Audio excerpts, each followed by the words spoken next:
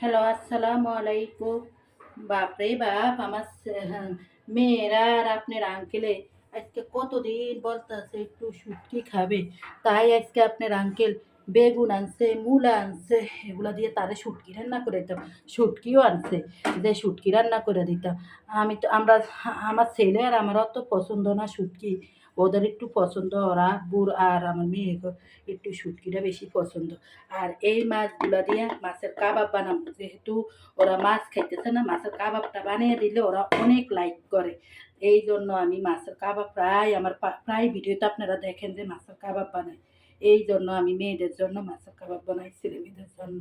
এই যে আমি শুটকি রান্না করার জন্য পেঁয়াজ, রসুন, কাঁচামরিচ, ধনিয়া পাতা কেটে নিচ্ছি। এগুলা শুটকি রান্না করবো। আর মাছগুলা ভালো করে ধুয়ে তারপরে সিদ্ধ করতে হবে। তারপরে সিদ্ধ করে পাটার ভিতরে বাইটে তারপরে মাছের কাবাবের শেপ দিতে হবে। তারপর তেলের ভিতরে ভেজে নিতে হবে মাছগুলা।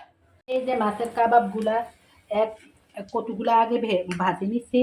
তারপরে এই যে মাছের কাবাব এখন গরম গরম ভাত দিয়ে খাবো। আর এই যে শুটকির তরকারি, এই যে শুটকি,